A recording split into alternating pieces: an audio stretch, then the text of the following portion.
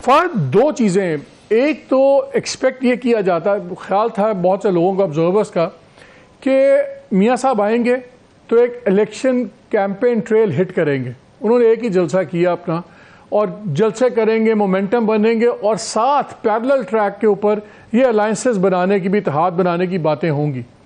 हम देख रहे हैं कि कार्ड, वो हॉर्स बिफोर द कार्ड की बजाय कार्ड बिफोर द हॉर्स वाली बात शुरू हो गई है कि पहले पावर ब्लॉक्स बन रहे हैं और अभी इलेक्शन कैंपेन उस तरह हमें नज़र नहीं आ रही। क्या वाकई ये वो वजह है कि जिसमें जैसे भट्टी साहब कह रहे हैं कि जी वहाँ पे वो सपोर्ट नज़र नहीं आ रही, तो पहले वो पावर ब्लॉक्स कर रहे हैं, एक ये। और दूसरा सवाल ये है कि हमने माजी में देखा बाप को एज ए पार्टी इस्तेमाल हुई, इधर जुड़ गई फिर हट गई।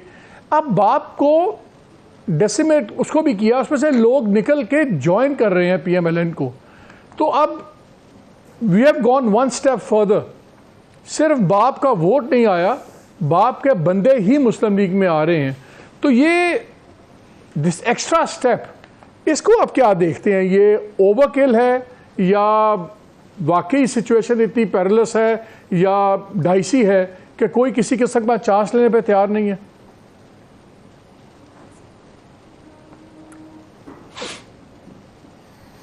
शुक्रिया मालिक। देखिए, मेरे ख्याल में ये मामलात इतने पेचीदा नहीं हैं। मुझे तो ये बड़ा एक सिंपल सा, सादा सा एक पार्ट टू पावर नज़र आ रहा है। पहली बात देखिए, मैं 3 नुक्ते आपके सामने रखूँगा। पहला नुक्ता तो ये कि इस वक्त कोई डाउट नहीं है कि अगली गवर्नमेंट कौन बना रहा है। इस वक्त आज से महीने बाद कुछ और सूरत हाल तब्दील हो जाए तो कुछ हम नहीं कह सकते।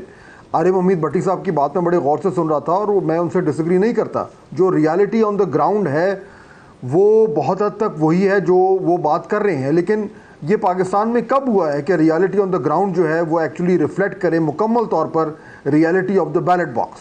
ये ना कभी माजी में मुकम्मल तौर पर हुआ है और ना ही ये अब आने वाले दिनों में होने जा रहा है। तो हमें इस पर हैरान नहीं होना चाहिए, ये कोई नई बात नहीं है। पॉइंट नंबर 2, देखिए PMLN का पार्ट टू पावर जो है वो इन मीटिंग्स पे डिपेंडेंट नहीं है।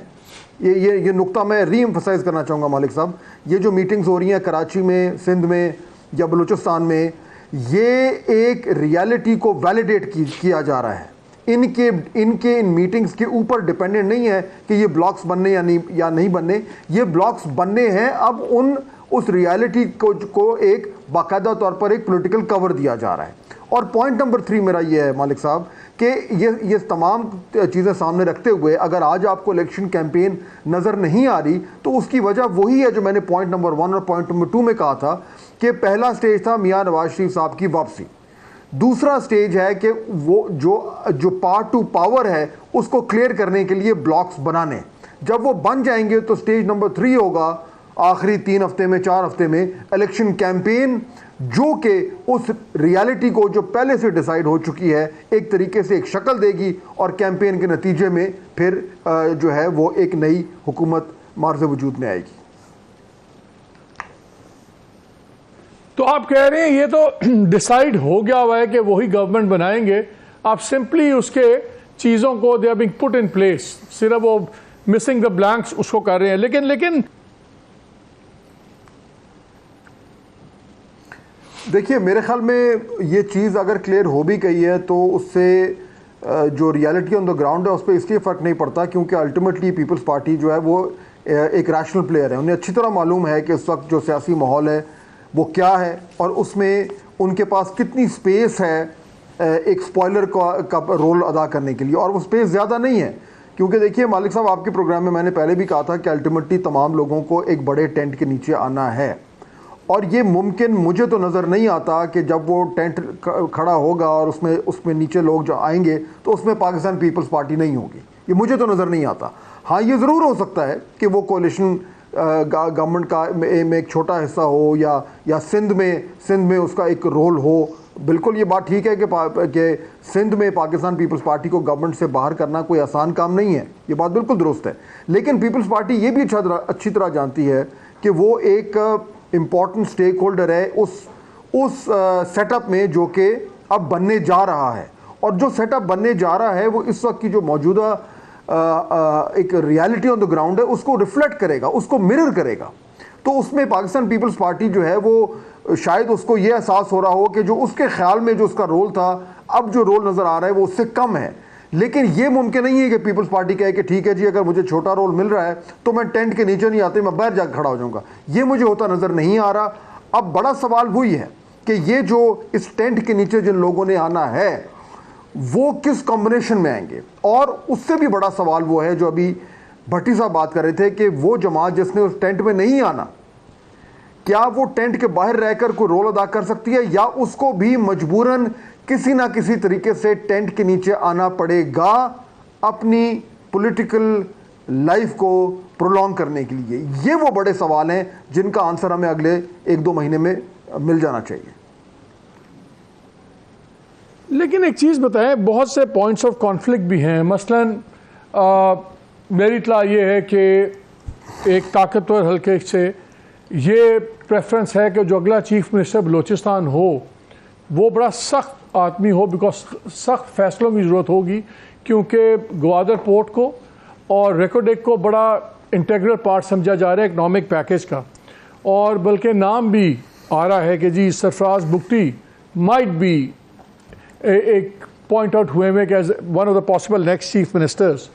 और बल्कि मैं सुन रहा था कि यहाँ पे बातचीत इस्लामाबाद में ये भी चल रही है, लीगल भी बहस हो रही है कि अगर 45 दिन पहले रिज़ाइन करें तो शायद वो डायरेक्ट इलेक्शन में भी हिस्सा लें। वो हर वक्त बताएगा होता है या नहीं होता या बाद में होता है। मियाँ साहब के बारे में हम सुन रहे थे कि वो नेशनलिस्ट किसी को लाना चाहते हैं, जैसे डॉक्टर मालिक को, और जबकि मुख्तदर हलकों का ख्याल है कि वहाँ पे हमें बड़ा फर्म चीज़ चाहिए। तो जब ये इक्वेशन चेंज हो रही है आज बलूचिस्तान में, तो उसके बाद ये बड़ा एक क्रिटिकल पॉइंट है जो पॉइंट ऑफ कॉन्फ्लिक्ट भी बन सकता है। क्या आपको नज़र आता है कि ये भी एक पॉइंट ऑफ कॉन्फ्लिक्ट कल को बन सकता है मियाँ साहब का और पावर्स दैट बी का, कि बलूचिस्तान का चीफ मिनिस्टर कौन होगा?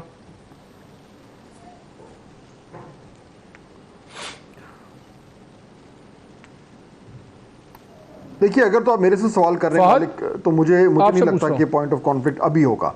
अगर तो हमने बात करनी है कि क्या हमें अल्टीमेटली जी, कि अगर तो हमने ये बात करनी है कि अल्टीमेटली इस्टेब्लिशमेंट और मियाँ साहब के दरमियान कोई पॉइंट ऑफ कॉन्फ्लिक्ट आना है, तो वो तो बहुत ज़्यादा है। बलूचिस्तान की बारी तो बाद में आती है, उससे पहले भी बहुत कुछ है जो वफाक में भी उभर कर सामने आ सकता है।